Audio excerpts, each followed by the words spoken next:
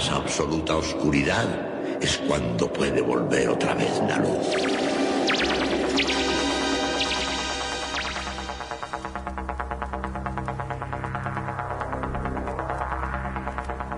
Estás entrando en el espacio en blanco. Una puerta a nuevas dimensiones de la existencia. Una nueva perspectiva sobre la realidad. Espacio en blanco.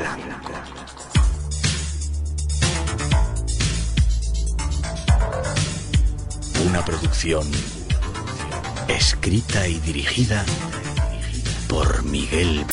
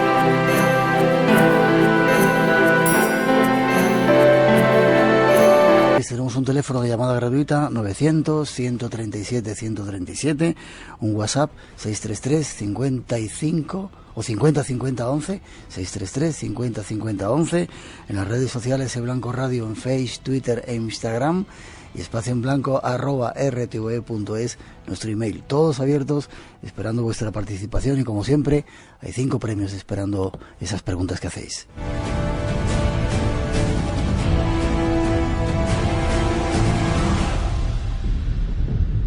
...633-50-50-11 es nuestro WhatsApp. Y pedimos disculpas, hay alguien por ahí que está recibiendo multitud de mensajes porque parece que se confunde con el número. No es culpa nuestra, pero bueno, así ves la cantidad de gente que nos escucha.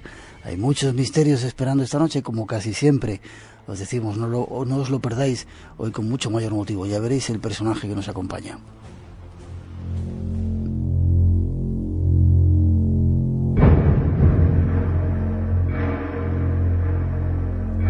Esta noche os invitamos a viajar a un país inmerso entre siniestras leyendas.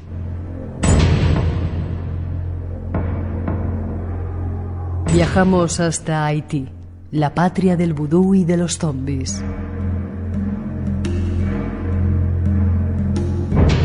Parte de su historia empieza así. Cabo Haitiano era el punto donde los negreros solían desembarcar su mercancía de ébano, como llamaban a la carga maloliente de esclavos moribundos que superaban el viaje. Hoy es una de las ciudades coloniales más bellas de Haití. Sus casas nos hablan del pasado opulento de los colonos franceses que dirigían las plantaciones de caña. La población negra de la colonia, a finales del 18, llegó a ser de unos 3 millones y las dificultades para controlarla eran cada día mayores. Los negros que se fugaban, los llamados marrones, se escondían en las montañas y se organizaban en grupos rebeldes muy numerosos.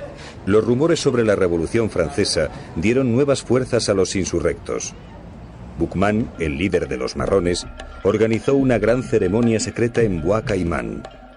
Aquella noche del 14 de agosto de 1791 se sacrificó un cerdo negro y todos bebieron su sangre. La revolución de los esclavos había comenzado. La consigna era clara: cortar cabezas, quemar casas y arrasar plantaciones. En pocos días murieron más de 1000 blancos. Los aterrorizados colonos dieron pie a la leyenda de que los negros pactaron con el diablo la noche de Bois Caïman. Así arranca la historia que esta noche queremos conocer. Haití, el vudú y los zombies. Será nuestro primer tema, pero habrá más.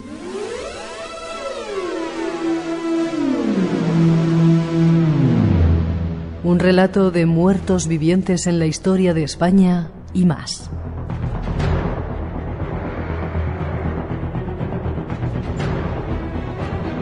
El viaje comienza. Nos vamos hacia el conocimiento de oscuros secretos escondidos.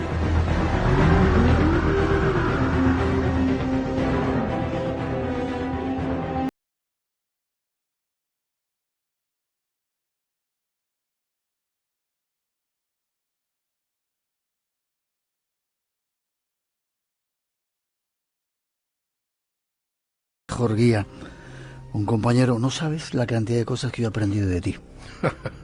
Te lo digo en serio. ¿Y yo de ti?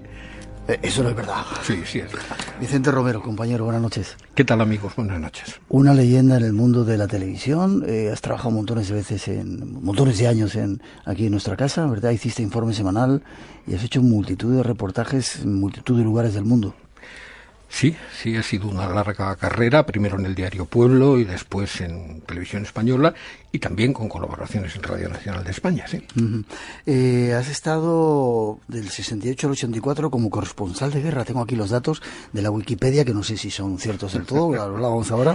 Yo lo que no sé si existe ese oficio de corresponsal de guerra, de periodista al que le toca ir a una guerra, como a un terremoto, a unas inundaciones, o a unas elecciones, o al Carnaval de Río de Janeiro, donde también he estado enviado por Televisión Española. Lo de corresponsal de guerra suena muy a mitología del periodismo. Sí, pero es muy romántico, ¿no? Eso Sí. de que juntabais además en sitios especiales y erais todos amigos y ibais de guerra en guerra. Esta profesión es incomparable y tiene evidentemente una leyenda romántica merecida, pero que también a veces es injusta, ¿no? Porque realmente los periodistas en esos ambientes de guerra y de grandes tragedias generalmente nos asomamos a las tragedias y después dormimos en un hotel de 4 o 5 estrellas. Vale, entre otros muchos lugares has estado en Vietnam, la guerra civil camboyana, la guerra colonial portuguesa, en Chile y en Argentina los golpes de Estado, en Mozambique, Sierra Leona, Siria, Yugoslavia, la antigua Yugoslavia, Irak, Afganistán. ¿Por qué esos lugares? ¿Porque te mandaba la gente de televisión o porque te gusta meterte en líos y eran sitios? Lugares en los que estaba ocurriendo algo y requerían la presencia de alguien que lo contara, cosa que está empezando a desaparecer en la profesión periodística actual. Los enviados especiales, los corresponsales volantes están cada día son menos y cada día cumplen una función más alejada de lo que realmente fueron. Su misión, nuestra misión, era contar las cosas vistas con nuestros propios ojos, que son ojos de la sociedad en la que vivimos, ¿no? Uh-huh. Ahora la información llega sobre todo de las grandes agencias internacionales. Ya. ¿Has escrito un libro que se llama...? He escrito muchos. Bueno, el último, evidentemente, perdón. El último se llama Tierra de zombies, vudú y miseria en Haití. Decía Manu Leguineche, por eso decía lo de muchos, que los periodistas cuando tenemos una cierta frustración profesional acabamos escribiendo un libro, ¿no? Bueno, pues efectivamente el hecho de haber sido jubilado y haber dejado esta profesión maravillosa, pues ha hecho que esa frustración personal se desahogue escribiendo libros, y el último es Tierra de zombies. ¿Y por qué Tierra de zombies? ¿Por qué Haití? Que has estado montones de veces y que dice encima que quiere volver ahora otra vez. Pues mira, el libro anterior a este se llamaba Habitaciones de soledad y miedo y contaba en nada menos que 600 páginas, que ya es mucho para leer, distintas experiencias en distintos países, en todos los continentes, ¿no? Pero no quise tocar el tema de Haití porque entendí que el tema de Haití y las experiencias que tuve la suerte de vivir en Haití merecían un trabajo mucho más largo, ¿no? Y de ahí este libro sobre Haití, que es uno de los sitios que más me ha impresionado de cuantos he conocido, por la situación, por la realidad y también por los personajes maravillosos que he tenido la suerte de conocer. Esta noche vamos a conocer ese país, vamos a conocer el vudú, vamos a conocer cosas de zombies desde otro punto de vista, quizá más blanquito como tu pelo. Desde otro punto de vista, porque esa historia que se ha contado de Haití como prolegómeno a esta entrevista, se puede contar de muchas formas. Por ejemplo, la podemos contar al revés. Si la contamos desde el punto de vista de los haitianos, resulta que vinieron unos blancos extremadamente crueles y autoritarios, que se dedicaban a secuestrar negros en la costa oeste de África, a encadenarlos y a obligarlos a trabajar aquí a latigazos, que les cortaban los dedos, las manos o las piernas si desobedecían, que tenían instrucciones del ejército francés de dar de comer a los mastines a negros cuando ya no eran útiles para el trabajo, y que hacían todo eso empuñando una cruz en la que aparecía clavado un hombre con una corona de espinas. Es la misma historia que se ha contado antes, pero desde el punto de vista de los que sufrieron toda la barbarie de la esclavitud y el colonialismo. Evidentemente hay formas de verlo diferentes. Antes de entrar en Haití, he hecho algunas veces esta pregunta a gente como tú, maestros que lleváis dando vueltas por el mundo. ¿El ser humano es un lobo, el hombre es un lobo para el hombre? ¿O has visto más dulzura, más ternura, más cosas buenas en esos lugares dramáticos y tremendos donde has estado? El dinero y quienes manejan el dinero no son un lobo, que es un animal noble, son un dragón pernicioso para el hombre. No el hombre. Yo he tenido la fortuna de conocer a mucha gente en muchos países, y los más humildes, los más desfavorecidos, me han parecido siempre los más solidarios y los más humanos. En el momento en que hay un negocio, una empresa al sueldo del gran capital, es cuando la cosa empieza a transformarse en una crueldad intolerable. Este es nuestro invitado y nos vamos de viaje con él, el mejor guía que podíamos tener para ir a Haití. 900-137-137 nuestro teléfono, por si queréis preguntar algo. Nos vamos con algunos datos.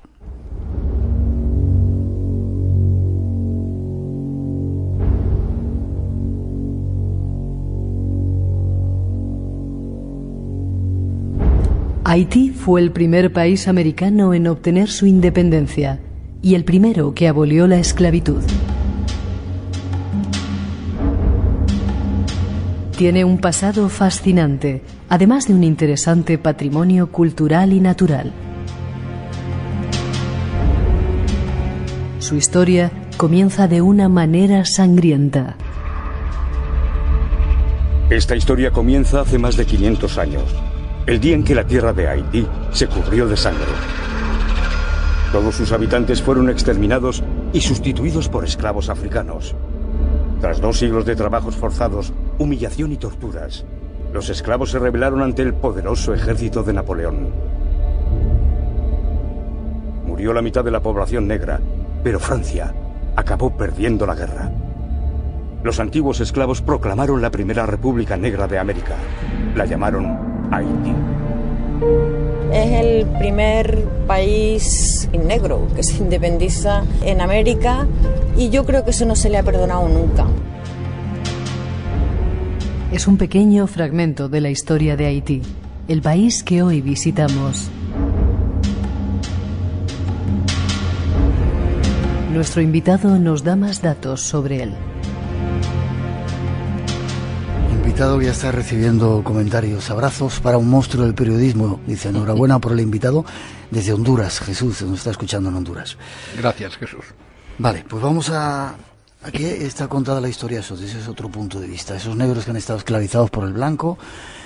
¿Cómo comienza todo ese asunto de Haití? Se separa de República Dominicana, y para muchos República Dominicana un paraíso. Pasas la frontera, wow, y entras casi en el infierno. Ahora sí.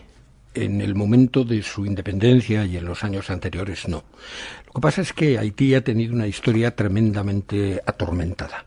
La rebelión de los esclavos se produce a partir de una ceremonia vudú, y ese líder, Boukman, de origen jamaicano, era un Ungam vudú, y junto a él hubo... ¿Un Ungam que es para que la gente... Un Ungam sacerdote es o... un sacerdote vudú, y junto a él había una Mambó, también una mujer que, según dice la leyenda, además era bellísima, con unos ojos verdes y los cabellos rizados, pero bueno, la leyenda embellece siempre las realidades. De la ceremonia de Bois Caïman, que es un lugar bellísimo en la isla, nació esa primera rebelión de esclavos, y a partir de ahí hubo cientos, miles de espartacos negros. Nosotros hemos contado e idealizado la rebelión de los esclavos en Europa con el nombre de Espartaco y con otras rebeliones posteriores, y desconocemos todos la historia de todos aquellos héroes negros que se rebelaron contra el dominio francés y que consiguieron doblegar a uno de los ejércitos más poderosos de ese momento a base de entrega y de rebelión, que cometieron muchas atrocidades, pero que las habían copiado precisamente de los franceses. Ya. ¿Fue la primera república negra que se independiza en América Latina? Sí, fue la primera rebelión triunfante de esclavos. Proclamaron, lógicamente, el final de la esclavitud. Proclamaron la igualdad absoluta de una manera curiosa, diciendo que eran negros todos los habitantes de la isla. Es decir, era su manera de decir que ya no había diferencias raciales entre unos y otros, y que todos, independientemente del color de la piel de cada uno, debían ser considerados negros, por tanto iguales. Y según el vudú, las creencias y las prácticas, practicaron también una enorme igualdad de género.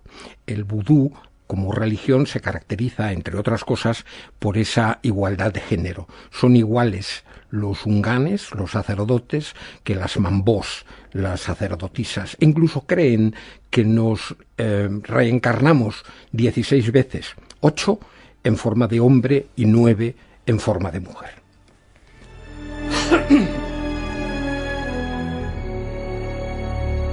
Antes de entrar a hablar del vudú, a mí me contaron, y tú criticabas que había gente que decía que Haití está consagrado al diablo. Yo mea culpa, porque yo he sido uno de los que he dicho eso. Me contaron cuando hicieron aquella reunión, en esa primera reunión de vudú con la Mambó y el Ungam,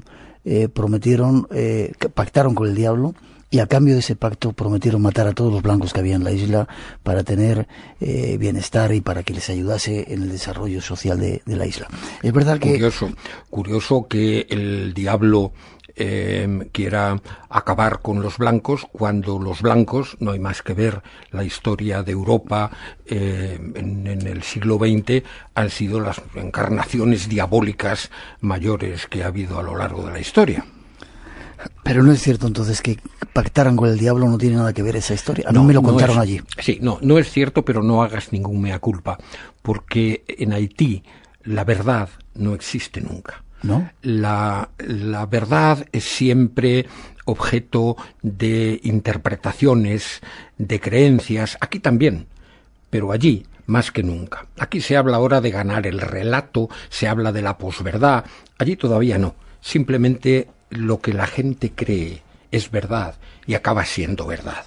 Alejo Carpentier dijo, cuando fue por primera vez a Haití y escribió una preciosa novela que está editada en castellano, y yo recomiendo a todo el que no la conozca, el reino de lo real, me parece que es la traducción, dijo que en Haití había encontrado lo real maravilloso, una definición que es muchos años anterior a lo del realismo mágico de la literatura americana. Él lo contraponía con la necesidad que tenían en ese momento los surrealistas europeos de inventar cosas fantásticas, y decía que en Haití no hacía falta, que la realidad era tan maravillosa desde el punto de vista literario. Una gran salvajada, una gran crueldad puede ser un hallazgo literario por resultar sobrecogedor, y por eso la llama maravillosa, aunque sea una atrocidad, ¿no? Que no había en Haití que inventar cosas como necesitaban inventar los escritores europeos, porque la realidad desbordaba toda imaginación. Por eso es creíble el que se haya dicho esa barbaridad de que se consagró Haití al diablo. No es cierto, no puede ser cierto, por la sencilla razón de que en el vudú no se cree en el diablo. Esa es la interpretación que le dieron los católicos a todos aquellos rituales que para ellos eran magia negra y por tanto culto a los demonios. No lo es.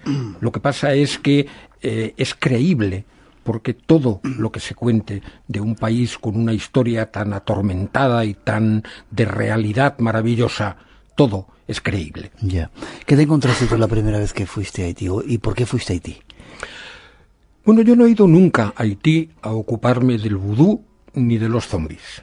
He ido siempre a otra cosa, pero me he encontrado con el vudú y de rebote con los zombies porque no se puede hablar de Haití sin hablar del vudú. Yo fui la primera vez para hacer un reportaje para el diario Pueblo sobre la dictadura atroz de Baby Doc, el hijo de Papá Doc, y después me ha tocado ir en distintos periodos por distintas razones políticas o sociales, pero siempre he acabado encontrándome con el vudú, porque el vudú es la principal seña de identidad histórica del pueblo haitiano. Y no se puede hablar de Haití sin hablar de la influencia, unas veces evidente y otras veces oculta, del vudú en la sociedad haitiana. Vamos, ¿te parece a conocer algo más del vudú? ¿Te parece? 2:28, 1:28 en las Islas Canarias. Comenzamos el viaje por este curioso país. 900-137 nuestro teléfono, 137, por si queréis preguntar algo. Seguimos viaje.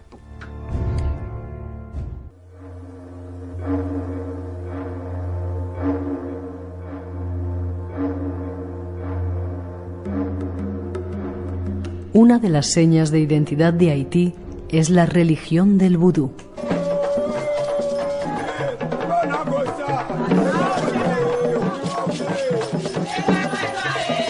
Presente en todos los órdenes de la vida y de la historia de Haití, el vudú es mucho más que un conjunto de creencias espiritistas llegadas de África con los esclavos y de siniestras leyendas populares tan mistificadas por el cine de Hollywood como la de los zombies o muertos vivientes.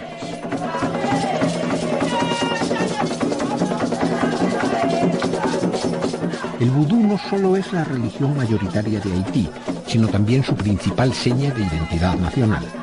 Despreciado por las clases dominantes como superstición, sus prácticas aportan formas primitivas de organización social en un estado fracasado.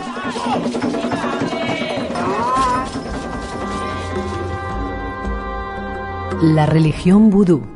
Vayamos a conocerla más de cerca, fuera de oscuras leyendas. Cuando estuvimos allí hablábamos con la gente, nos decían que en Haití, no sé si era el 20% eran católicos, pero el 120% eran buduistas. ¿Es una religión que está extendida en todas las capas de la sociedad? Pregunto. Sí, es no solamente una religión, es una manera de ver el mundo, una manera de entender la vida, es un conjunto de normas de convivencia que, han reemplazado muchas veces al Estado ante su inexistencia o su ineficacia y que forman parte de la idiosincrasia del pueblo haitiano. Me estoy acordando de los anteriores presidentes y de los Tonton Macoute. No sé si te pregunto ahora por ellos. ¿Qué tenían que ver estos con la religión? Porque parece ser que se apropiaron o utilizaron la religión para meter miedo al pueblo y crearon esa banda de gente, los Tonton Macoute, que eran tremendos. Bueno, el vudú ha estado siempre en el fondo de la sociedad haitiana. Ha sido reprimido por los católicos, porque las clases dominantes adoptaron la religión de sus dominadores y ha habido siempre un odio, no últimamente hay una convivencia mucho mayor, podemos hablar de eso después si quieres, pero efectivamente ha habido esa utilización contra el vudú del catolicismo.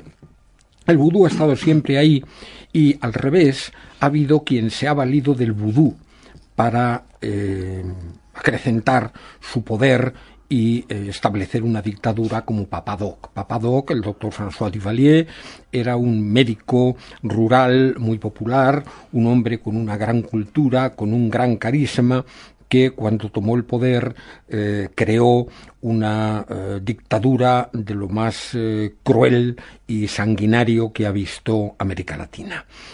Papa Doc se decía que era un sacerdote vudú, o más bien un bokor, un sacerdote maligno. Se presentaba ante el pueblo ataviado como el varón Samedi, el señor de los muertos, según la iconografía del vudú, con un sombrero de copa, etcétera. Y creó una serie de elementos de terror a su alrededor, como una policía política a la que llamó Tonton Macoute. El Tonton Macoute es el tío del saco. En español sería el hombre del saco, un coco, pero un coco siniestro de hombres atléticos grandes como armarios de 2 cuerpos, ataviados siempre con unas gafas oscuras que secuestraban, torturaban, asesinaban impunemente, no a los enemigos del régimen, sino a cualquiera que fuera sospechoso de serlo o a quienes les conviniera hacerlo por motivos económicos o rencillas personales, presentándolo después como un enemigo del régimen de Papa Doc.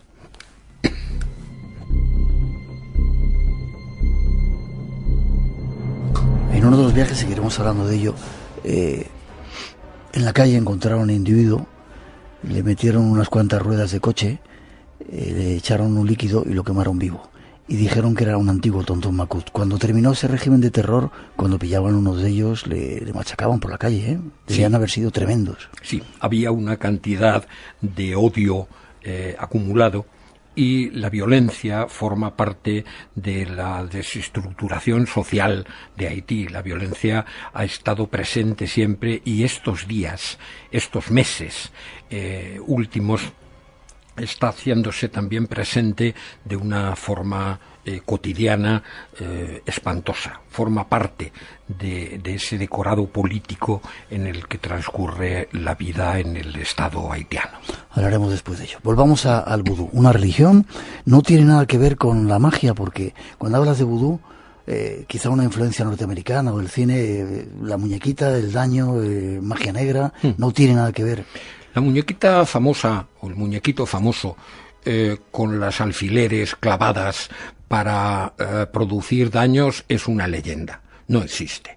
Existen, sí, muñecos como objeto ritual que se encuentran en todos los altares buduistas, pero nadie les clava alfileres. Hay muchos elementos creados por Hollywood, otros por el propio miedo de los blancos. Hay verdaderas... perdón, tengo la garganta hecha polvo, perdón. Hay elementos horrorosos, pero ante los cuales no tenemos que situarnos desde una perspectiva de superioridad. Estamos hablando de Papa Doc. Papa Doc tenía la cabeza de su principal enemigo disecada y puesta en su despacho. ¡Qué atrocidad, qué salvaje Papa Doc! El general Franco tenía el brazo de Santa Teresa en una cómoda de su dormitorio y lo empaquetaba personalmente y lo metía en su maleta cada vez que se iba de viaje. Papa Doc se identificaba con el vudú y era objeto de culto del vudú. El general Franco paseaba por los templos católicos bajo palio y los obispos se llegaron a retratar con él con el brazo en alto. No somos para nada superiores a esa religión que no podemos entender, igual que a mucha gente de otras religiones en el mundo les parece muy raro eso de que para los católicos Dios sea uno, pero sean tres, el hijo fuera crucificado, la madre del hijo fuera virgen durante el parto y después del parto. Suena muy raro. Pues tan raro como para ellos suena esas creencias católicas, suena para nosotros las creencias del vudú. Vale, no tiene nada que ver entonces con la magia, no tiene nada que ver con lo que nos ha contado el cine norteamericano. Es una religión donde hay sacerdotisas y sacerdotes. Todo tiene que ver con la magia, en el sentido de que, como se dice entre los católicos, la fe mueve montañas. Todo tiene que ver con la magia, porque tu propia convicción te hace creer que estás enfermo y ser un hipocondríaco que sufre una barbaridad, o que te impulsa a curarte más rápidamente de una enfermedad. La fuerza de la mente es enorme, y todas las cosas que carecen de una explicación exacta y precisa pues se suelen calificar de mágicas. Pero no solamente en el vudú, en todo el mundo. Esa magia es cotidiana. Qué curiosa forma que tienes de ver ese mundo. Déjame que escuchemos una película que se hizo muy famosa, que hablaba de este mundo. El doctor Dennis Allen descubrirá que ahora, si alguien quiere usar vudú para destruir tu mente, puede hacer mucho más que clavar alfileres. Bill Pullman, en una inquietante película de Wes Craven, La serpiente y el arco iris.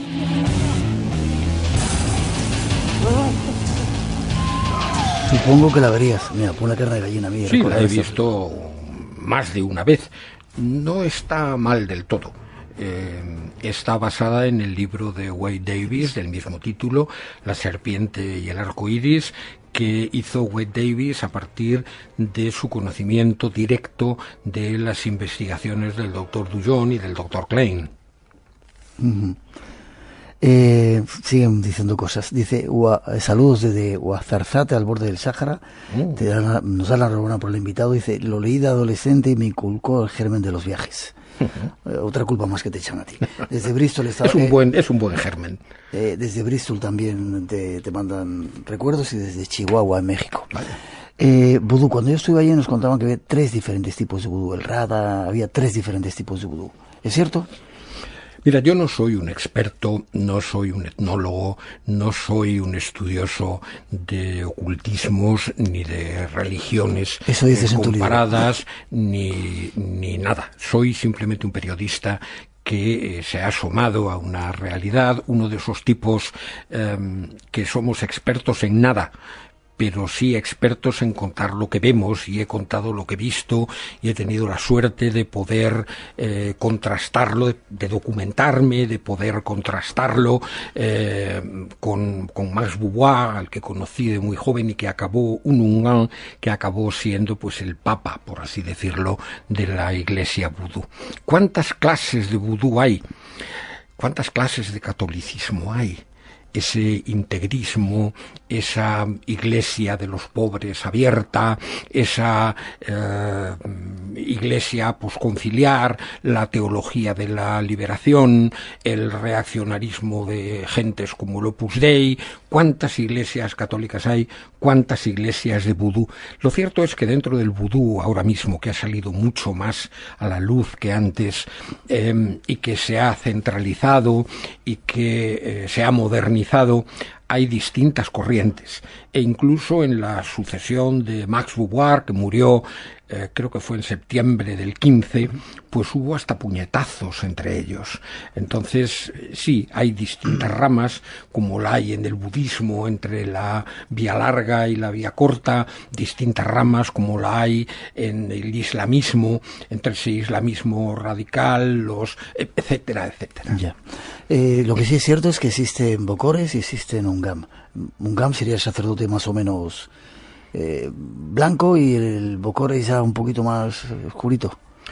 Bueno, negros, oscuros, son todos racialmente. A ver, cuando decimos negro en el sentido de más oculto, más siniestro, bueno, existen unos sacerdotes malignos llamados bokores, que recurren a muchos conocimientos del vudú, a la autoridad que les infiere el vudú, a la fuerza social que el vudú tiene, pues lo hacen para su propio beneficio.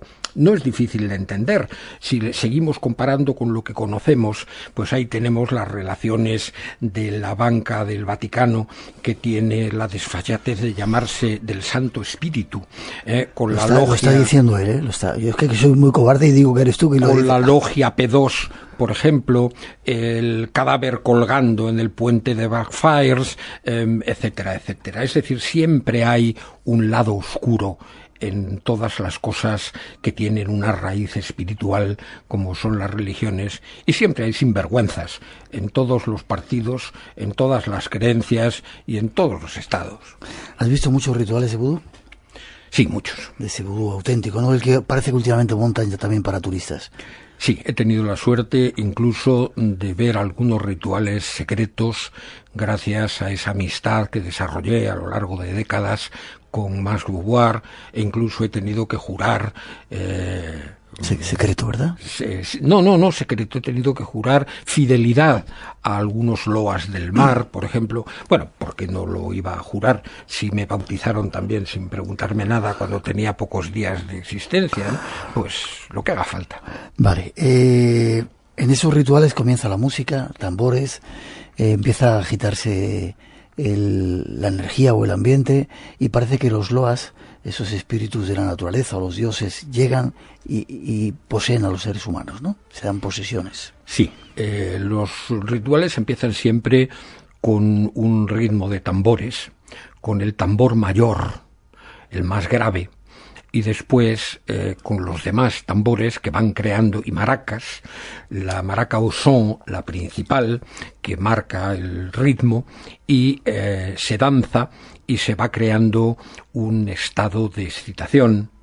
Después, en ese estado de excitación se invoca a los espíritus, se utiliza también el ron y la gente acaba entrando en trance.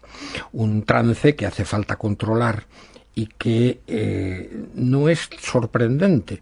Cualquiera que haya ido a una ceremonia evangelista habrá visto que los fieles evangelistas cantan y entran en un trance, y cuando el pastor les da un ligero golpecito en la frente, pierden completamente el control de su cuerpo, se desvanece y hay que ir a controlarlos, ¿no? Es algo común en distintas religiones, pero con el vudú nos parece algo de brujería. No es brujería, hay una autosugestión muy poderosa ahí, y efectivamente ese ritmo de los tambores, si es de noche, la luz de las antorchas, la luz de las maracas, la ingesta de ron, los cánticos, la fe, sobre todo la fe, que como decía Mao Zedong es la más poderosa de todas las drogas, hace que los creyentes entren en trance, y entonces se dice que son cabalgados, poseídos por el loa, por el espíritu al que se haya invocado, que puede ser pues Sulí, la diosa del amor, que puede ser Ongun, una de las deidades principales, el dios de la guerra, que pueden ser cualquiera de los, decía Max Beauvoir, 401 espíritu. Te iba a preguntar cuántos. 401, pero que realmente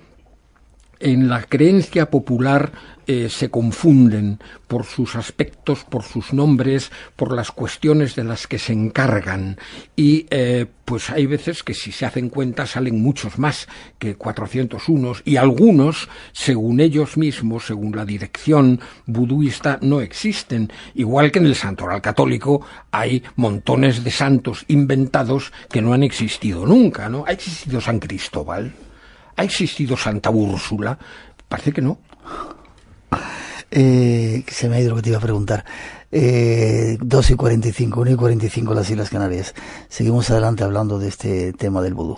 Te iba a preguntar si había sacrificios animales. ¿Hay sacrificios animales en el vudú? Sí, sí. ¿De qué tipo de animales?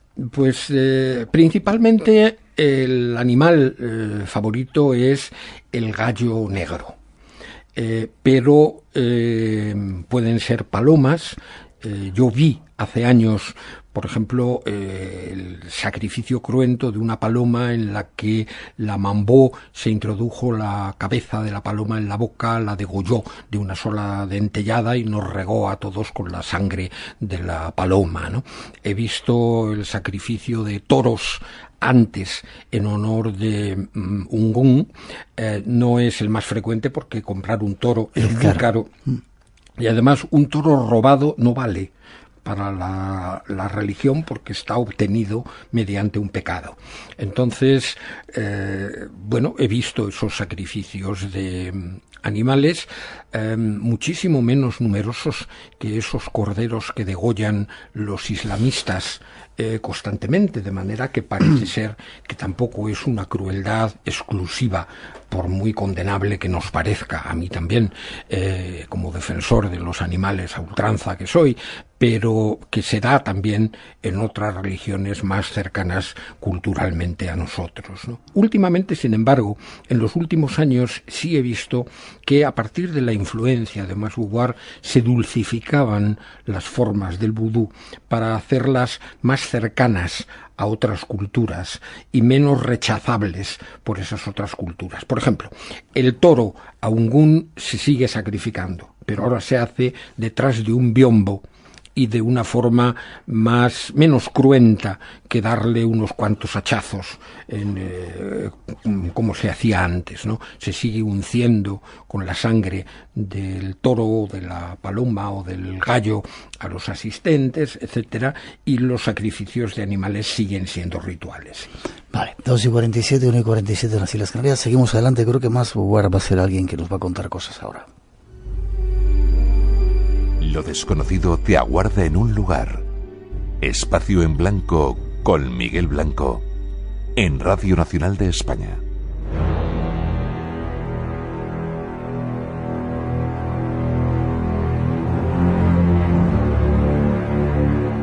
Otro de los capítulos más siniestros del país que esta noche visitamos es el de los zombies.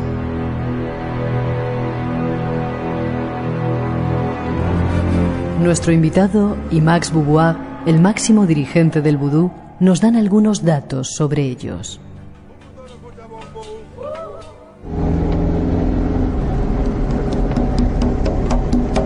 Cada noche la miseria tiende un manto de negrura sobre Haití. A la incierta luz de los candiles alientan los miedos. Y el lado más oscuro de la espiritualidad budista se manifiesta en leyendas como la de los zombies, tan siniestra como las europeas de los vampiros o la Santa Compañía. El mito de muertos vivientes, resucitados por todopoderosos bokores o sacerdotes malignos, no solo forma parte del acervo religioso popular, sino que la sociedad haitiana cree en la zombificación como forma de castigo dictado por la jerarquía buduista. Sí existen los zombies, tienen que existir. Es un castigo capital. En otras sociedades la persona está matado y se acaba. Pero nosotros respetamos la vida de la gente y le sacamos solamente la parte espiritual que tiene que ver con la libertad de voluntad. Y es lo que son los zombies.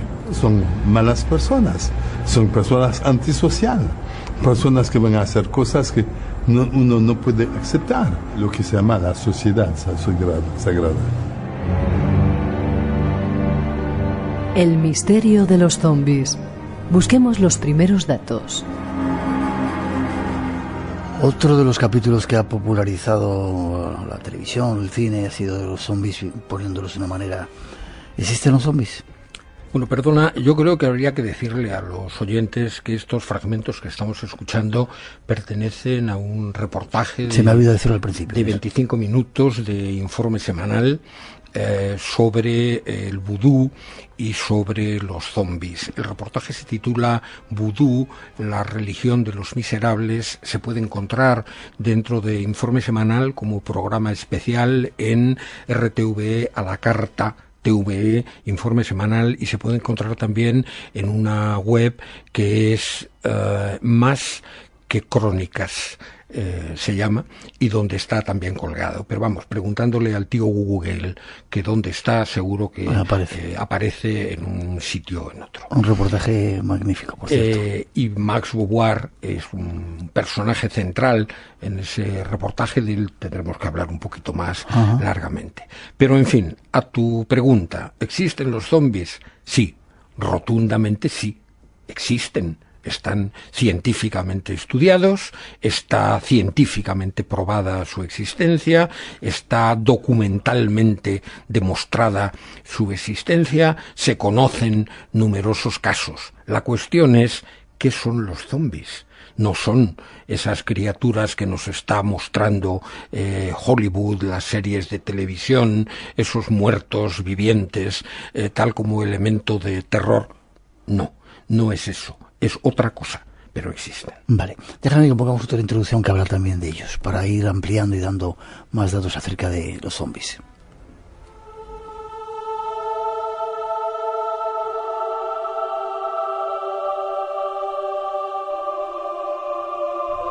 Mucho se ha hablado sobre zombies. Las leyendas y el cine se han ocupado de ellos, pero ¿es verdad todo lo que se cuenta? Escuchemos el testimonio del doctor Lamarck Douillon y el de Joy Ausgerman.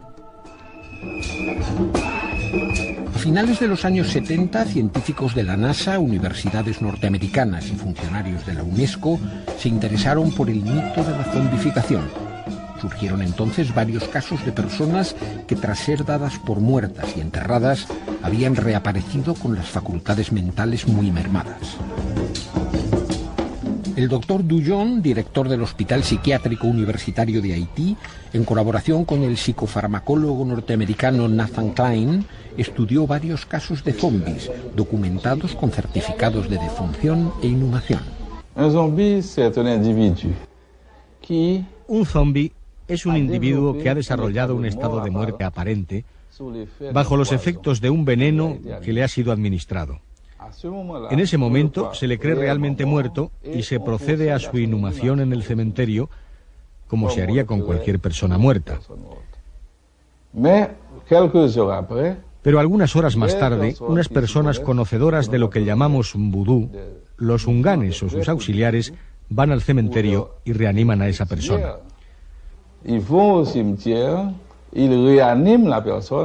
Uno de los zombies localizados por el doctor Douillon fue Francina Ileus, conocida como Tifam, pequeña mujer en criollo, que según informes policiales había muerto en 1976 y apareció 3 años después. Sin voluntad e incapaz de hablar, quedó internada en una misión protestante de Gonaives. Nunca había visto a un ser vivo en las condiciones en que ella estaba. Parecía un muerto viviente. Era como un esqueleto, con la piel estirada sobre los huesos. Tenía los ojos cerrados, la cabeza colgando y las piernas cruzadas, como yo las tengo ahora, en la misma posición en que las ponen dentro de un ataúd. ¿Está usted segura de que esta mujer ha muerto? Sí, estoy muy segura de que murió.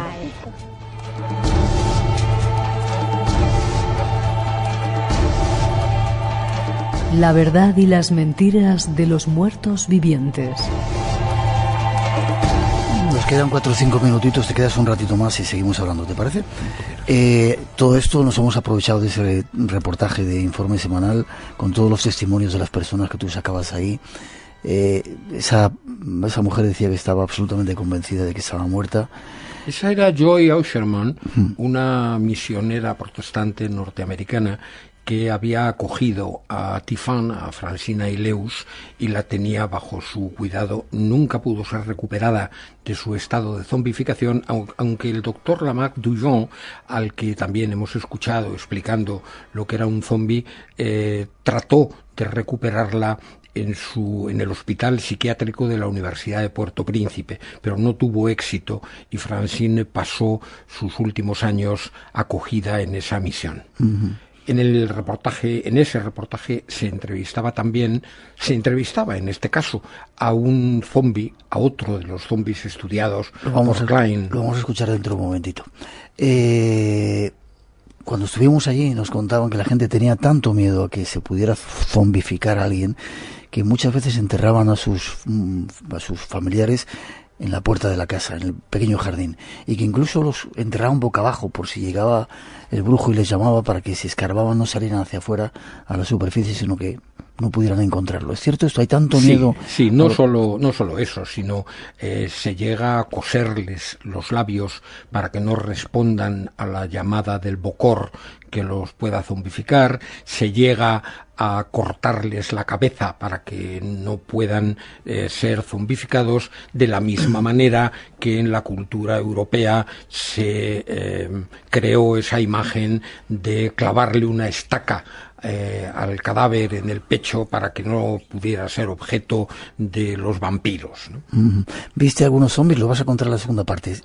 ¿Conociste a algunos de ellos, verdad? Sí, seguiste la historia. Conocí a uno de ellos y además conocimos a uno que ese sí no había sido estudiado por nadie, cuyo certificado de defunción pedimos y obtuvimos, e incluso tratamos de deszombificarlo en el templo de Max Beauvoir sin éxito, y cuya historia después, una historia llena de misterio, seguimos a lo largo de los años. Me vas a contar dentro de un ratito. Y es cierto, 30 segundos nos quedan, un minutito, que alguien nos contaba también, cuando le daba sal a un zombie, perdía ese efecto que producía la zombificación. ¿Es cierto o es también una leyenda? Pues la verdad es que no lo sé. Se dice, efectivamente, que hay que quitarles la sal para mantenerlos en el estado de zombificación, cosa que por otra parte hacían los franceses con los esclavos. Los sometían a una dieta sin sal para que ello les produjera una disminución de sus capacidades mentales, de su fortaleza mental. Cuentas muchas historias en tu libro. ¿Viste algo mágico que te haya llamado la atención? Aunque luego vamos a hablar de zombies. Sí, he visto cosas absolutamente inexplicables para la mentalidad cartesiana en la que he sido formado y mantengo. Cosas absolutamente inexplicables para mi cultura, lo que no quiere decir que sean inexplicables para otras culturas diferentes, claro. Ya, y quieres volver a Haití, ¿no? Sí. Luego vamos a contar, se cumplen hoy, tenemos ahí una noticia de que han dado hoy precisamente los compañeros, se cumplen ya hoy 10 años de ese terrible terremoto que asoló el país y que algunos decían que era culpa de lo malos que eran los haitianos y que Dios los había castigado. No, yo creo que no. Habría sido el terremoto en Washington en vez de en Haití si Dios quisiera castigar alguna barbarie internacional. Lo dice él, ¿eh? Lo dice él. Hemos de hacer una pausa. Llegan las noticias de las 3, sí, me recupero, las 2 en las Islas Canarias, pero regresamos, todavía hay muchas más cosas que nos va a contar este señor que tenemos aquí, este maestro del periodismo que viene peleón hablando de Haití, de religiones y de mucho más. 900-137-137 nuestro teléfono, no os vayáis que tenemos todavía mucho que contaros aquí en Radio Nacional.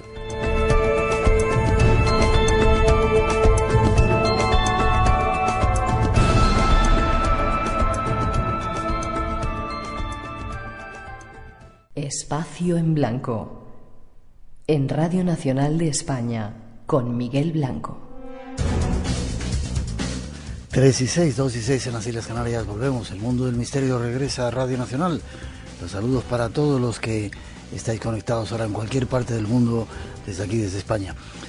Don Vicente, como te dicen aquí, cantidad de gente felicitado en multitud de lugares. Estamos hablando con él en esta primera parte del programa de zombies, de Haití, de vudú.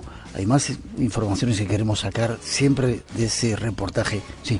Déjame que te diga una cosa. Estamos hablando de elementos mágicos y estaba pensando yo qué cosa tan sencilla forma un elemento mágico. Por ejemplo, estas 3 velas encendidas que habéis colocado en el estudio, que le dan un ambiente íntimo, mágico, maravilloso, y son simplemente 3 velas. Si los muchos miles de personas que te escuchan cada vez lo hicieran a la luz de una vela, seguramente ese ambiente mágico también se trasladaría a ellos.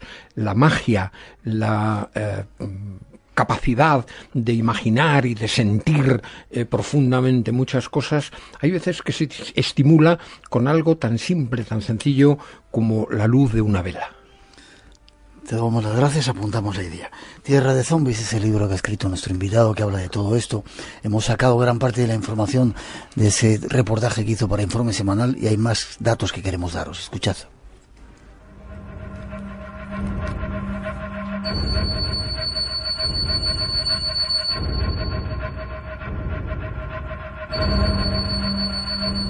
Han existido zombies famosos cuya historia se ha dado a conocer en todo el mundo. Una de ellas es la de Narcís Clairvius. Yo morí el 3 de mayo de 1962 y fui enterrado aquí al día siguiente.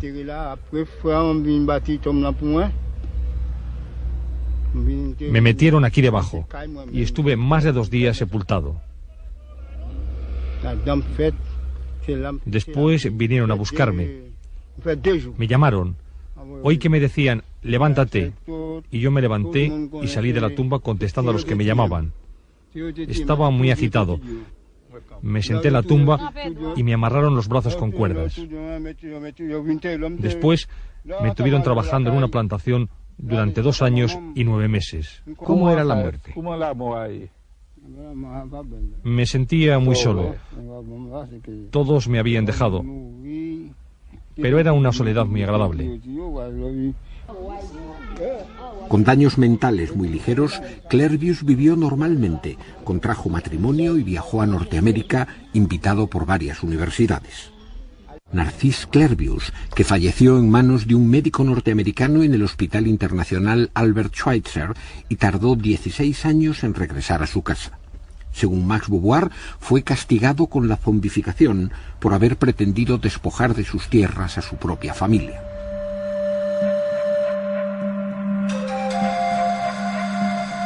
Conozcamos esta dramática historia.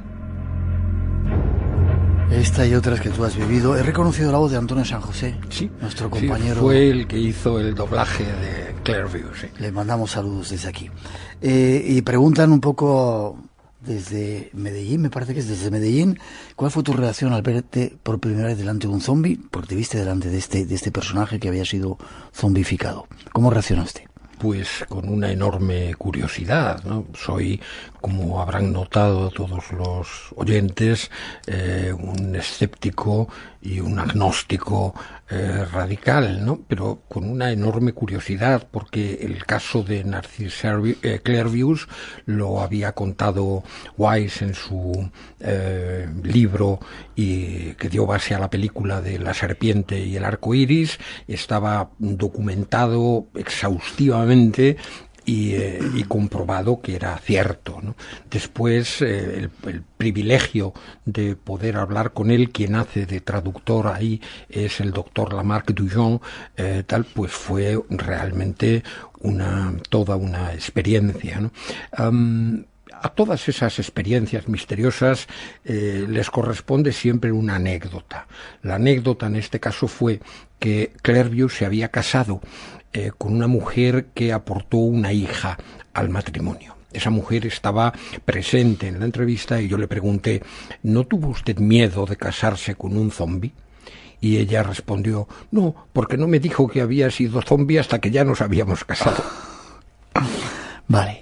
Este hombre se recuperó, parece ser, ¿no? Pero tú conociste la historia, que además la cuentas en ese reportaje y que tiene una historia extraña, una intrahistoria extraña, ¿no? La de una muchacha. Sí.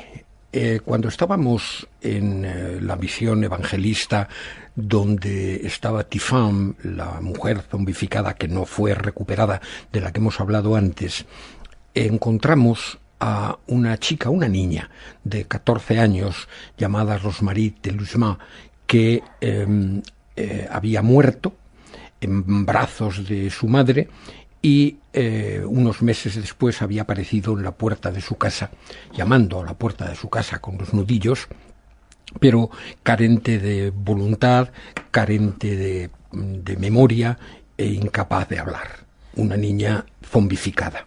Esa niña venía con nosotros, el doctor Lamarck Dujon. Esa niña, llamamos a los padres, vinieron, nos contaron la historia, cómo murió, etcétera. Esa niña zombificada fue llevada a Puerto Príncipe, al hospital psiquiátrico dirigido por el doctor Dujon. Vuelvo a lo de la anécdota que acompaña siempre a los hechos dramáticos. La mandamos en el coche de Televisión Española, acompañada del productor de aquel primer reportaje de Informe Semanal, Fernando González. Fernando nunca me perdonó el haberle hecho pasar una noche durante horas en el coche sentado al lado de la niña zombie. Dijo que era el peor viaje y el mayor miedo que había pasado en toda su vida. Bueno, la niña no pudo ser recuperada. Yo no seguí la historia porque no había ido a hacer ese reportaje, sino otras cosas de tema político. Y a esa niña la encontramos años después, la buscamos y la encontramos otra vez todavía zombificada cuando tenía ya 39 años. Tremendo, ¿no?, encontrarla así. Sí, porque además, detrás de toda la historia de Rosmarie hay una historia realmente de misterio. Rosmarie cambió de nombre. Le pusieron un nombre distinto al suyo. La familia cambió de domicilio, cambió de municipio, se trasladó al norte de la isla, a Cap-Haïtien. Y cuando encontramos a Rosmarie, con 39 años, seguía zombificada, recluida dentro de un habitáculo sin ventanas de 2 metros por 3, hecho con bloques de cemento, con una puerta metálica, con una rejilla, que era su única comunicación con el exterior, cuidada, por decirlo de alguna manera, por su propia familia, pero sin asistencia médica ninguna. Allí estaba Rosmarie. Pudimos volver a firmarla, salió en ese documental de Informe Semanal que está colgado en la página web, y después, misteriosamente, Rosmarie desapareció. Al cabo de unos meses volvimos a buscarla, volvimos a ver qué era de ella. Los padres no querían hablar, hubo que untarles con unos pocos dólares, no muchos, para que perdieran ese miedo. Y casi contra su voluntad nos explicaron que Rosmarie ya no estaba allí, que Rosmarie habían venido a buscarla unos médicos. La vez anterior nos dijeron que no había recibido nunca atención médica. Fueron a buscarla unos médicos, se la llevaron y no habían vuelto a saber más de ella. Que la habían llevado al hospital. Solo hay un hospital. Fuimos a ese hospital acompañados por 2 hermanas de Rosmarie. Y en el hospital nos dijeron que nunca había habido una paciente de esas características, ni siquiera nadie llamado Rosmarie, ya no Telusma, sino Rosmarie. Insistimos, el director no nos quiso recibir, el subdirector tampoco, insistimos, nos quedamos 4 horas. Yo no fue mi hijo Miguel Romero, que insistió hasta conseguir que un médico fuera designado para darnos una explicación por la dirección del hospital. El médico le dijo a Miguel que la niña, ya no niña, esa mujer de 39 años, no tenía dinero para pagar el tratamiento médico necesario y por tanto se la dejó morir. Y después de que falleció fue arrojada a una fosa común de la municipalidad, y que en el hospital no había ni certificado de defunción, ni rastro de su internamiento, ni de su tratamiento frustrado, ni de los reconocimientos médicos, ni del fallecimiento, ni de la salida del hospital. Las 2 hermanas rompieron a llorar al escuchar que Rosmarie había muerto y estaba enterrada, y fue lo último que supimos de Rosmarie, que desapareció misteriosamente para nosotros. No sé qué razón podría haber, pero no llegamos nunca a conocerla.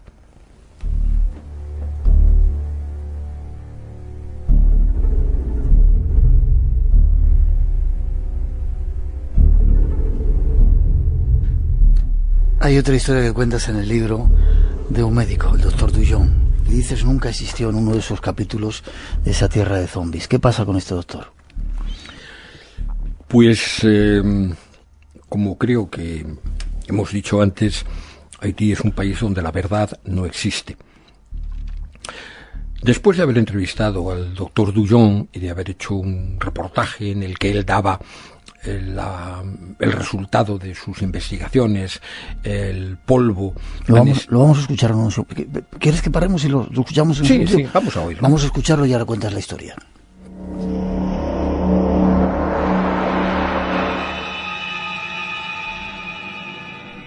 El secreto del polvo zombie parece haber sido descubierto. El doctor Lamarck Duyon nos lo cuenta.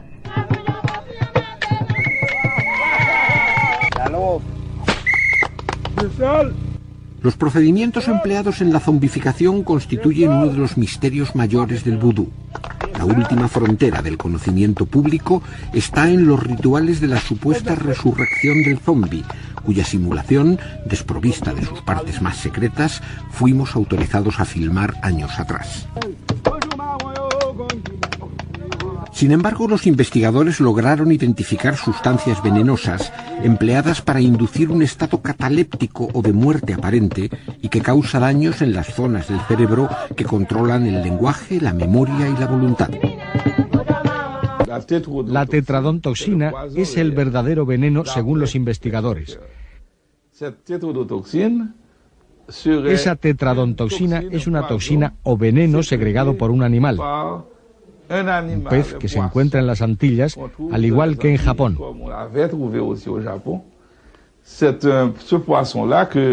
Es un pez que le puedo mostrar, si quiere usted verlo. Su nombre es pez pofe. Este pez contiene una sustancia, una toxina, que es 300.000 veces más potente que la morfina. Pero no pienso personalmente que con un veneno uno puede hacer un zombie. No lo creo. Yo pienso que el zombie es algo totalmente espiritual. Para entenderlo uno tiene que entender cómo funciona el alma de los hombres.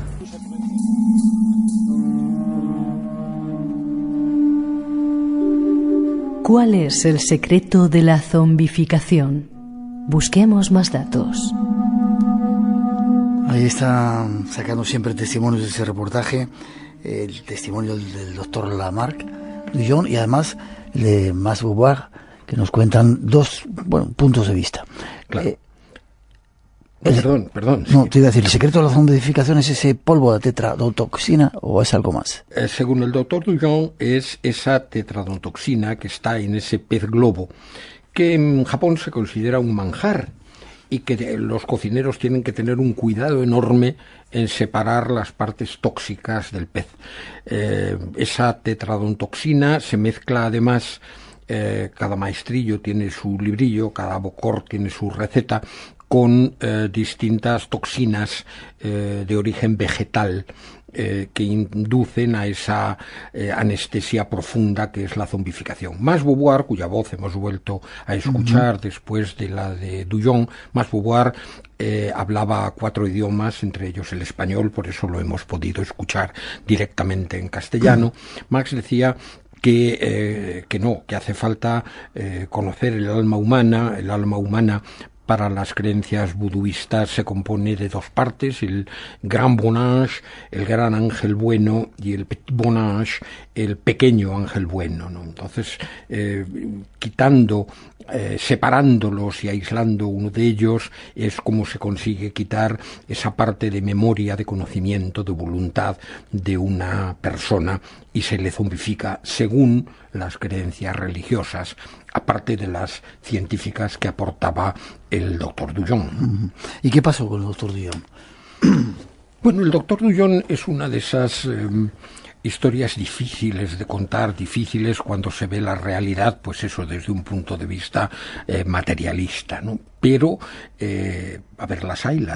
las historias están ahí.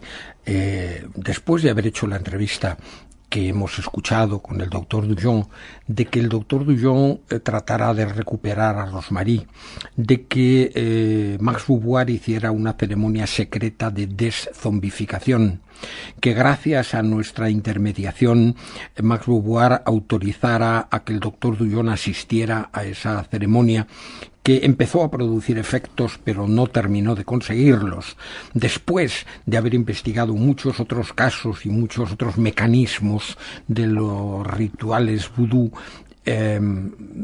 años después volvimos con un equipo de Televisión Española, con el cámara Evaristo Canete, y a otra cosa, concretamente a hacer un retrato de la miseria y del terrible futuro de los niños en los países más pobres. Al ser el más pobre de todo América Latina, Haití, pues fuimos a Haití. Y volvimos al Hospital Psiquiátrico de Puerto Príncipe, que había dirigido el doctor Dujon, a buscarlo. Y gran sorpresa, nunca había habido un doctor Dujon en el hospital. Preguntamos, nadie conocía al doctor Dujon. ¿Qué me dices? Fuimos hasta el archivo, donde estaban las fotografías de los distintos directores que había tenido el hospital. El doctor Dujon no ha existido. El jefe del archivo nos decía, mire usted, yo puedo... el archivo era un desastre, claro. Estaba los legajos amontonados por los suelos, estaba sin informatizar, típico de un país atrasado y sin recursos. Pero el responsable de aquel archivo decía, mire, yo me puedo olvidar de un paciente, es lógico, con esta situación de desorden que tenemos. Puedo no acordarme bien de un médico si ha estado poco tiempo, pero del director del hospital, ¿cómo me voy a olvidar? Aquí no ha habido nunca ningún doctor Dujon. Bueno, nos marchamos. Yo reconocía perfectamente todas las estancias del hospital. Y me ¿Habías extrañó, estado con él? Claro, donde había estado con él y donde lo había entrevistado. Nos marchábamos y al subir en el coche se acercó un empleado de del hospital y nos dijo, al pasar, busquen ustedes al hermano del doctor Dujon en la Facultad de Sociología. ¿Qué es esto? Nos fuimos a la Facultad de Sociología y preguntamos por el doctor Chavan Dujon, hermano de Lamarck Dujon, que tampoco era un indocumentado culturalmente, era nada menos que catedrático de antroposociología en la Universidad del Estado. Él nos recibió y nos dijo, mi hermano ha sido asesinado por orden del Baudet National. El Baudet National es una especie de conferencia episcopal del vudú, donde se agrupan los principales dirigentes religiosos vuduistas. Mi hermano murió en su propio hospital, internado, con una camisa de fuerza puesta y dándose de golpes con la cabeza contra las paredes, porque había ido demasiado lejos en sus investigaciones y el Baudet National había ordenado matarle. Evaristo Canete, viene aquí la anécdota que acompaña siempre a la tragedia. Evaristo Canete dijo, mira Vicente, yo ya he visto bastante de esto, me parece que lo mejor es que, como no hemos venido a hacer ese reportaje, te olvides de ello y nos marchemos. Bueno, nos marchamos porque no había forma de hacer otra cosa. Incluso en ese momento Max Beauvoir estaba exiliado en Estados Unidos porque se había recrudecido la persecución contra el vudú y no hubo más que hacer. Nos teníamos que ir a Perú a continuar haciendo lo de la pobreza, la miseria, el triste destino de los niños en América Latina. Había desaparecido. No se nos olvidó nunca. Y años después, todo esto se cuenta en el libro Tierra de Zombies, incluso hay fotografías de todo ello, pues años después volvimos. Y entonces yo quise ir a visitar al doctor Chavan Dujon, al hermano que me había dicho eso. Y me lo encontré muy mayor, mentalmente muy disminuido, completamente ausente, prácticamente incapaz de hablar, al cuidado de su mujer. Y la mujer me dijo, no, esto es un malentendido. Nunca hemos creído que Lamarck fuera condenado a muerte ni asesinado. Lamarck murió de una infección respiratoria en su cama y todo eso, que no sé de dónde lo habrá sacado usted. Bueno, pues sí, se rumoreó que había algo, pero, oiga, me lo dijo el doctor Chavan. No, eso es un malentendido, como han hablado ustedes en francés y su francés no es muy allá, pues a lo mejor lo ha entendido usted mal. Y ahí quedó la cosa. Chavan Dujon afirmaba claramente que su hermano había sido asesinado. Después resulta que no. Entonces fuimos al hospital. Buenas, que la última vez que estuvimos... no, esto es un malentendido. El doctor Dullón ha sido director de este hospital durante muchos años y tenemos todos los datos y todos los empleados nos acordamos de él. Claro que sí, ¿no? ¿Cómo le han podido a usted decir eso? Habrá sido un malentendido. Ya son muchos malos entendidos, oiga. Bueno, vamos a ver. Aquí estuvo internada esta chica Rosmarie Telusma. Sí. Estuvo internada y fue paciente de Dullón. Había cambiado, ya no había esa represión contra el vudú, ya se admitía que ahí se habían hecho estudios de zombies, el propio director del hospital nos contó que seguía habiendo casos de zombificaciones, el propio director del hospital fue quien nos dio la dirección de la familia Telusma y pudimos localizar, gracias a ello, a Rosmarie, como he contado antes, en la localidad norte, en el extremo norte, en Cap-Haïtien, en el extremo norte de la isla. La historia había cambiado otra vez radicalmente. Son esos elementos mágicos de esa realidad maravillosa que decía Alejo Carpentier.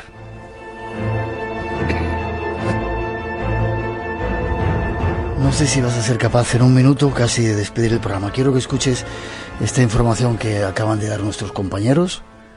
Mañana se cumplen 10 años del terremoto que devastó Haití, sin que la población haya dejado de sufrir las consecuencias. Guillaume Boutus, enviado especial. Buenas noches. Las próximas horas prometen ser duras, emotivas en Haití, donde todavía estremece el recuerdo de lo ocurrido hace 10 años, este seísmo que destruyó gran parte de la capital, Puerto Príncipe, y que dejó más de 230.000 muertos.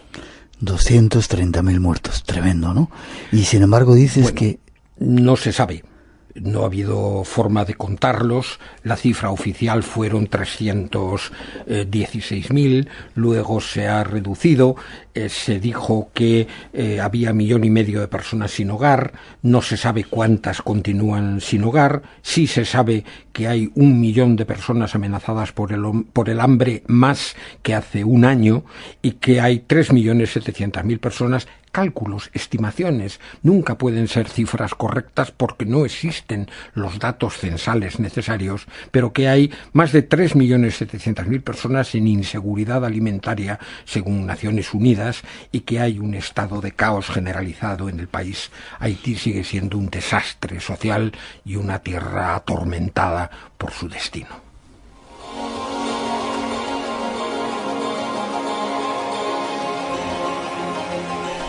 Vicente, ha sido un placer estar contigo. Un placer estar contigo. Yo también tengo que suscribir esa frase y de estar aquí sentado a tu lado en lugar de al otro lado escuchándote en directo o con los podcasts, como creo que hacen miles y miles de oyentes en todo el mundo. Un placer siempre, viejo amigo y maestro Miguel, con este espacio que existe hace tanto tiempo y que tiene el éxito que merece, es decir, mucho. Y las gracias te las doy a ti por habernos enseñado tanto, no solamente a mí, sino a tanta y tanta gente por tu trabajo y sobre todo por ese tipo de periodismo comprometido que tienes. Tierra de Zombies, algo que recomendamos. ¿Tienes página web? Sí, hay una página web que se llama vicenteromero.com, que no la estoy atendiendo mucho, esa es la verdad, pero también en la página de editorial acal.com, en la que figuran pues también todos los datos, fotografías, etcétera. Eso recomendamos. Gracias, espero seguir viéndote y seguir aprendiendo de ti. Un placer. Te seguiré escuchando. Gracias. 3:32, 2:32 en las Islas Canarias. Seguimos, vamos a contaros más historias de muertos vivientes. En esta ocasión tienen que ver con nuestro país, pero antes unos recuerdos.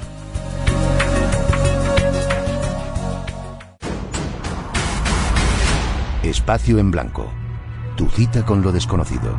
En Radio Nacional de España, el misterio continúa.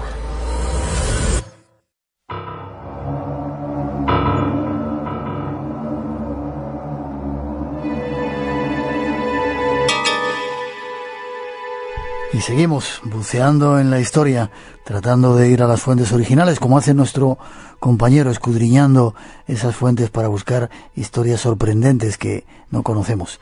Fermín Mayorga vuelve a estar con nosotros. Buenas noches, Fermín. Muy buenas noches, Miguel. Siempre me pregunto eso, ¿cómo encuentras tantos temas? Pero me dices, ¿estás mucho en los archivos? Sí, un día a la semana al menos, mi día libre, me voy para allá y allí estoy prácticamente 10, 11 horas buceando, sacando aquellos temas que realmente me interesan, etcétera, ¿no? Y bueno, pues la verdad es que me lo paso bastante bien. Lógicamente tienes que saber paleografía para poder entender la letra del siglo XV, XVI, etcétera, etcétera. Ajá. Y bueno, la verdad es que vale la pena estar. ¿Puede cualquiera hacerlo? ¿Hace falta o ser un investigador como tú o...? No, hombre, simplemente con que tengas un carnet de identidad, sí, ya con eso te vale para entrar. Luego, lógicamente, tienes que saber paleografía, porque si no, no vas a poder entender la letra del siglo XV, XVI, XVII, ¿no? Y claro, para eso pues hay que practicar mucho y ver mucho legajo, mucho manuscrito para encontrarte pues estas joyas, ¿no? Como las que vamos a contar aquí hoy. Tiene que ver con los muertos vivientes. Preparaos.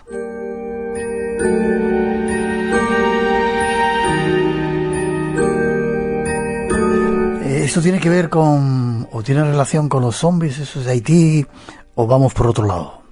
Hombre, el mundo de los zombies de Haití es algo que no guarda relación con estos zombies reales, porque el zombie de Haití no es un zombie real, sino que es un zombie predispuesto, ¿no? Por determinados sacerdotes, determinados gurús de grupos, de sectas, digamos, que le dan determinadas sustancia como la tetrodoxina, ¿no? Y eso hace que precisamente, bueno, pues bloquee muchas terminaciones nerviosas de la persona que la toma, y a partir de ahí, bueno, pues parece que sufre un estado de muerte aparente la víctima, ¿no? Pero en definitiva es alguien que ha sido condenado a estar así porque le han dado determinadas sustancias. No es un zombie real, no es un zombie realmente que haya resucitado, que haya salido de la tumba y se haya puesto en pie y haya comenzado a andar y haya salido la gente despavorida, porque lo primero que piensa y ve es eso, que lo que tiene ante sus ojos es un Nosferatu o un posible vampiro o un posible zombie. De hecho, en el siglo XVI, siglo XVII, era muy normal en muchísimos cementerios españoles encontrarse personas que habían sido asesinadas dentro de los cementerios por los sepultureros. ¿Qué me dices? Claro, ¿por qué? Porque en el siglo XVI, inclusive antes, en la propia Edad Media y a posteriori, no se enterraban a la gente como las enterramos hoy, con una profundidad bastante potente, sino que se enterraban de una manera muy superficial, y los ataúdes, digamos, no eran tampoco como los de hoy, y se podían romper perfectamente las tablas de los mismos, ¿no? que lo confeccionaban. Y en otros casos la gente se enterraba simplemente echándole tierra encima. Pero claro, la catalepsia en esos siglos todavía no se conocía, ¿no? O la epilepsia, por lo tanto no estaba estudiada y no había pues métodos para poder controlarla. De ahí que estos casos sucediesen con bastante frecuencia, y personas que salían de sus tumbas con las manos crispadas, alzadas. El sepulturero, cuando ve que eso sucede, rápidamente lo relaciona con el mundo de los muertos vivientes, con el infierno, con el diablo, con el espectro, y esto hace que coja lo que tenga más cercano, en este caso la azada, que suele utilizar para cavar las tumbas, y bueno, pues mata a este hombre que cree que es un muerto viviente, que es un zombie. A medida que se va avanzando, lógicamente, estas cosas van menguando, ya no van teniendo la misma cantidad de muertos por estas razones, y hace, bueno, que se descubra en un momento determinado ya y se estudie lo que es el mundo de la catalepsia, y a partir de ahí se ponga freno a esta realidad que no solamente era en España, sino que estaba extendida por todo el mundo, y de ahí nace precisamente el mundo zombie, y de ahí nace precisamente el mundo de los vampiros, porque se creían en algunos casos que eran esos Nosferatus, muertos vivientes, que habían salido de sus tumbas con el fin de hacer daño a la sociedad que en ese momento estaba activa, que estaba viviendo, y lo mejor era acabar con la vida de estos personajes. Por lo tanto, como ves, la diferencia de cara a Haití no tiene nada que ver el zombie haitiano, que es algo que se ha creado por el propio hombre, a esto que es realidad genética, realidad natural, que forma parte de una determinada enfermedad, pero que al desconocerse, los que visualizaban este cuadro, pues les obligaba de alguna manera a actuar de esa manera porque también la cultura establecida pues hacía, en este caso, que todo ese tipo de escenas fuesen relacionadas con el mundo del maligno, ¿no? Del emperador de los infiernos, del príncipe de las tinieblas, en definitiva, con el mal. Vamos a ver unos cuantos ejemplos.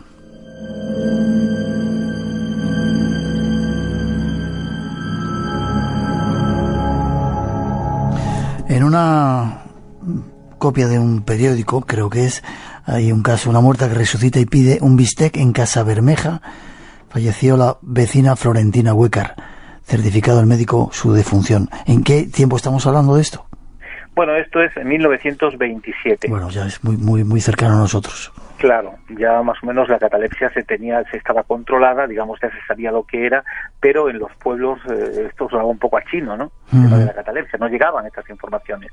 Por lo tanto, era normal que a veces, pues, a estas personas, pues, se las enterrasen porque su cuerpo tenía ese rigor mortis prácticamente casi, no al 100%, pero ahí estaba, no se le veía, pues, el ojo vivo, sino más bien prácticamente, pues, el ojo de un cadáver, ¿no? Y eso hacía precisamente que creyesen y se certificase la muerte del personaje como tal. Y en Casa Bermeja, precisamente, falleció esta mujer, que bien has dicho, Florentina Huércar, certificando el médico su defunción. Y después de ser amortajada, y cuando de alguna manera se hallaban a punto, ¿no?, de enterrarla, Florentina se incorporó en el ataúd.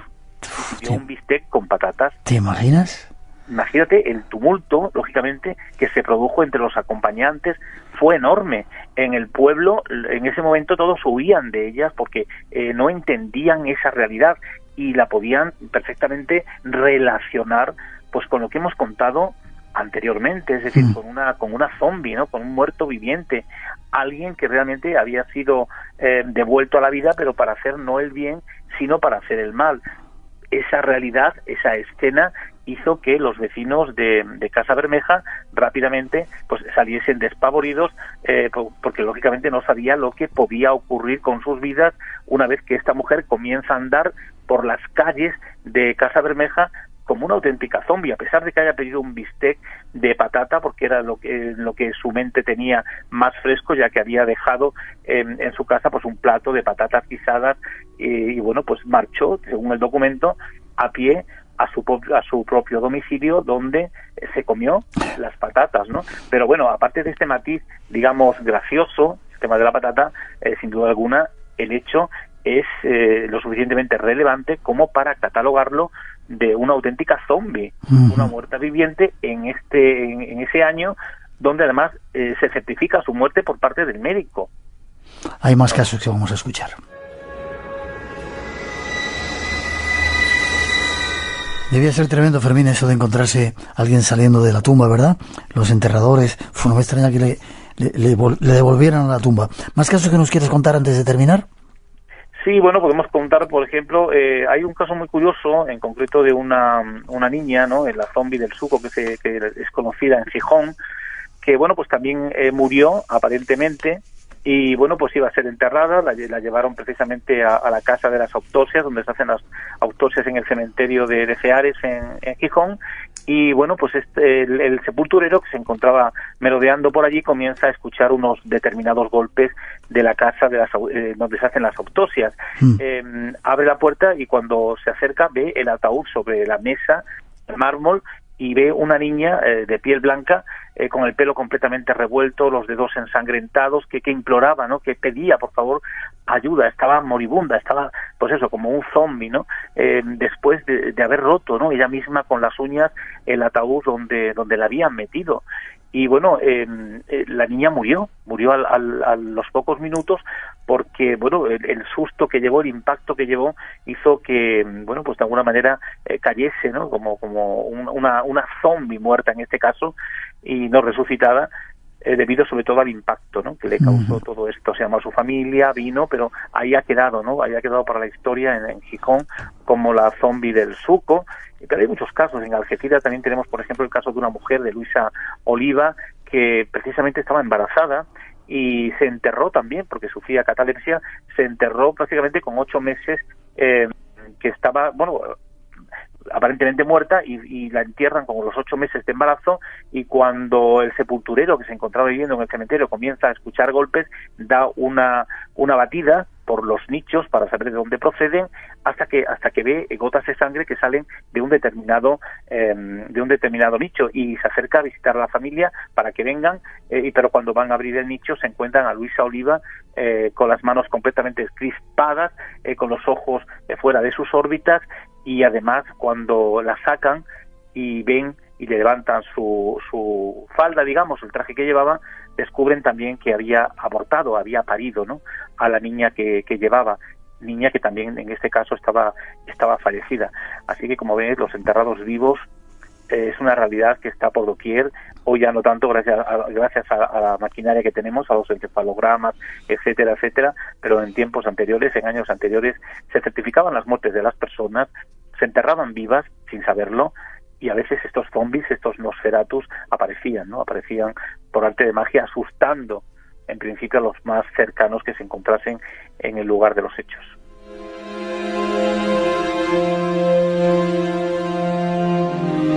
Esos son los casos. El último, tengo aquí un dato, dice una anciana se sentó encima de una sepultura y el muerto sacó la mano y le agarró la natura. ¿Eso qué es?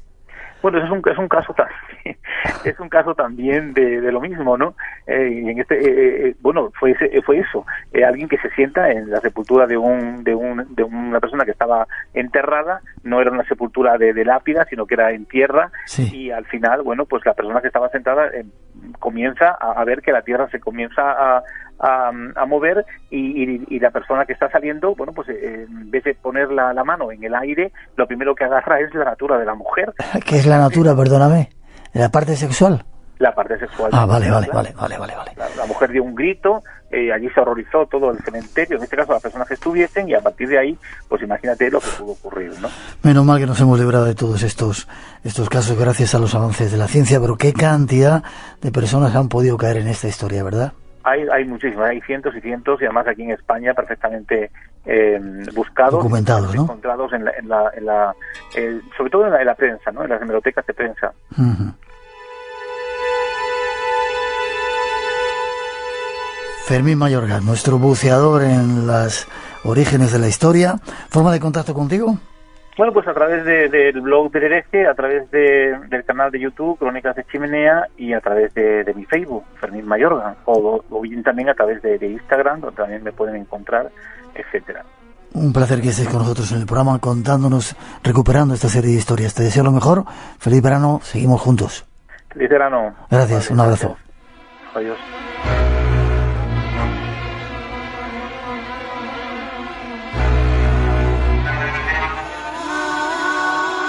Entre los límites de lo posible y lo imposible, crece el misterio. Aventúrate con nosotros a cruzar la frontera. Espacio en Blanco, en Radio Nacional.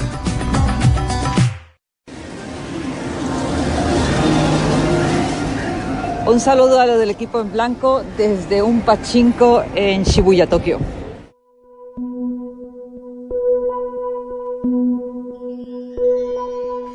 Aquí estamos, los del equipo en blanco, 13:47. Saludos también a Tokio, en Japón, y a toda la gente que nos escucha en cualquier parte del mundo. 3:47, 2:47 en las Islas Canarias. Seguimos adelante esta noche llenos de muertos vivientes y de zombies. Pero ahora llega una información que tiene que ver con rescatar parte de la historia. Ya veréis qué interesante.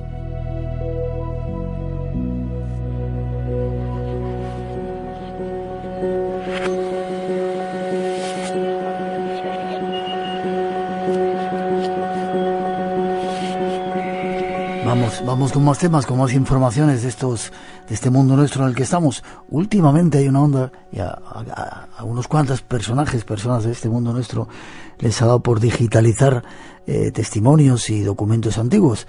Parece que nuestro colaborador, compañero Jorge, está metido en esta historia. Jorge Sánchez. Buenas noches, Jorge. Hola, Miguel, ¿qué tal? Buenas noches. Testimonios de lo insólito. Bueno, ¿qué estás haciendo ahora? ¿Os ha dado todos la manía de mirar atrás y empezar a digitalizar? Bueno, quizás sea la mejor manera de que no se pierda, ¿verdad?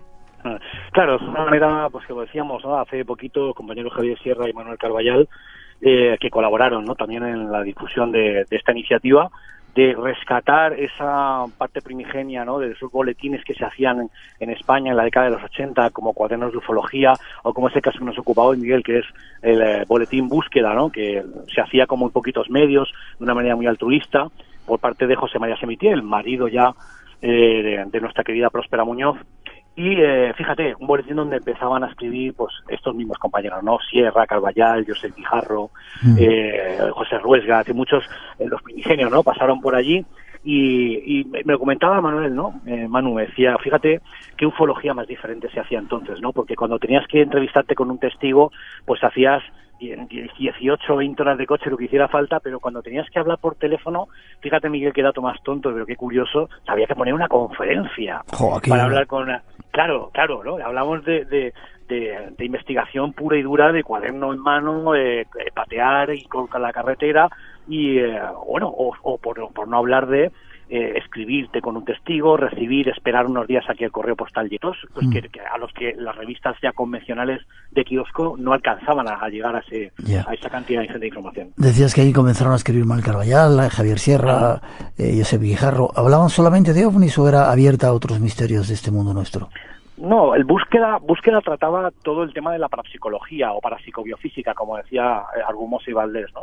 Y ahí pues se hablaba de muchas cosas, se hablaba de telequinesis, se hablaba de poderes mentales, se hablaba de contacto con otras realidades, en fin, pues como hoy podemos encontrar en revistas especializadas como Año Cero y Más Allá, solo que este boletín, pues como te decía, cubría de una manera muy artesanal, porque fíjate, esto se hacía, esta digitalización que yo he hecho, Miguel, la he hecho con las maquetaciones originales, que era, claro, hablábamos Manu y yo, ¿no?, en privado, en teléfono, y decía, claro, es que esto solamente lo entiende Jorge, aquel, por ejemplo, que le encanta la arqueología y de repente tiene en la mano una espada espartana, ¿no? Es decir, o tocas con tus propias manos una de las pirámides de Egipto, ¿no? Por ejemplo, en tu caso, que has estado ya hace poco.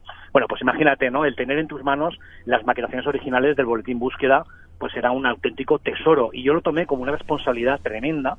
Ahora creo que soy consciente, se lo decía a Manu y a Sierra, de lo que he hecho, ¿no? Y Manu me decía, Jorge, no sé si te has enterado, pero creo que has hecho algo verdaderamente histórico, porque las generaciones futuras de investigadores podrán tener acceso con un clic, ahora sí, porque ese término sabes que es un poco dañino, acceso a información que no encontramos en Internet. En Internet no está todo, evidentemente. Y además, fíjate qué curioso, el boletín Búsqueda se editaba en un formato muy raro para la época, que era en A3, era un pedazo de periódico tremendo que llegó incluso a cruzar el charco, Miguel. Esto llegó incluso a Raúl Núñez, compañero, ¿no?, de ahí de Chile, sí. Que incluso pues también colaboraban de manera desinteresada en el boletín.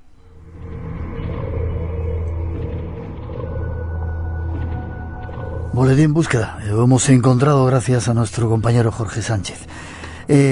Jorge, me dices que la gente ya podemos tener acceso a todo ello. Dime la forma de contacto, ¿dónde podemos encontrarlo? Pues muy sencilla, Miguel. No tienen más que entrar en los muros en mi propio muro personal de redes sociales, donde incluía un pequeño resumen sintáctico de quién era José María Semitiel, de todo esto del boletín Búsqueda, y al final de ese texto tenemos un enlace directo a una página donde podemos descargar o bien el archivo comprimido con los 80 números, o bien número por número, del número 1 al número 80, en mi muro y en los muros de los compañeros Juan Francisco Valero, Próspera Muñoz y Moisés Garrido y Claudio Montí Montezuma. Vale, déjame una dirección de tu muro. Simplemente buscando... Jorge Sánchez Lamadrid. Jorge Sánchez Lamadrid, perfecto. Exacto. Recuperando el pasado. Gracias por el trabajo, gracias por no dejar que se pierda la memoria y todo ese trabajo que se ha hecho desde hace tanto tiempo para este futuro en el que estamos.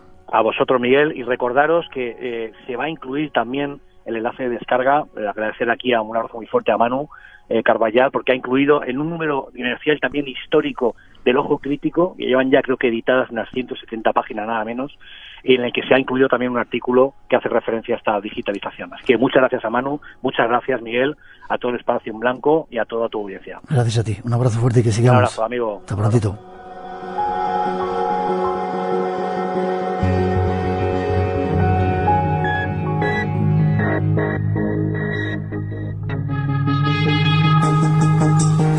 Tierra de zombies, muertos vivientes, de todo hemos tenido esta noche. Buenas noches, Rosa. Hola, buenas noches, Miguel. Rosa Rodríguez. ¿Qué tal? Hoy está tranquila el teléfono, ¿no? Quizá porque cuando hay un tema así como... Se nos han zombificado. Sí. Sí. Bueno, les ha soplado los polvos zombies y se han quedado todos petrificados escuchando el programa, y a Vicente Romero, que nos ha tenido hipnotizados escuchando esos relatos fantásticos de toda su trayectoria. Qué bien, nos escuchan, hemos tenido contactos de muchas partes del mundo. Nos han mandado, sí, es curioso porque hoy tenemos muchísimos saludos desde América Latina. Fíjate, nos saludan desde Uruguay, desde Venezuela, desde Quito en Ecuador, Caracas, Colombia, estoy leyendo, desde México, Colombia, Guatemala, en Antigua, en fin. Se nos sale un oyente perdido que está en la isla de Honshu, en Kioto, en Japón. Se ha escapado de América y se ha ido a Asia. Y luego nos han mandado unos mensajes muy bonitos. Mira, se nos vuelven poetas escuchando el programa y nos dicen: solo cuando el túnel se encuentra en la más absoluta oscuridad es cuando de repente aparece espacio en blanco para devolver otra vez la luz a nuestros misterios. Qué bonito, qué bonito. Luego nos mandan saludos desde la unidad de trasplante renal del Hospital de Cruces de Bilbao y nos dan las gracias por estar aquí. Y luego tenemos un saludo también muy amable de Gabriela y Florencia, que son dos amigas argentinas que se juntan para escuchar la radio. Qué bonito. Y para toda la gente que está trabajando ahora y gente que está enferma, cuando uno está en un hospital se acuerda mucho de eso. Saludos desde el Espacio en Blanco. ¿Ganadores? Tenemos a María Sendra de Barcelona, Ana María Méndez de Punta Umbría en Huelva, Jesús Romero, Santa Cruz de Tenerife, Sofía Balaguer, que está en Manises, Valencia, y Roberto Sanchís desde Córdoba.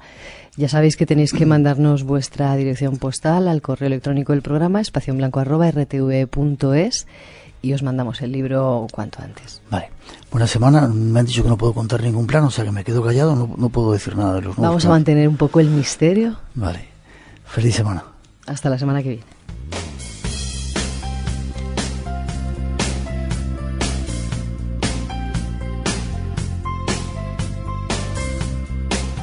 Y terminamos saludando a unos cuantos amigos que han venido a vernos.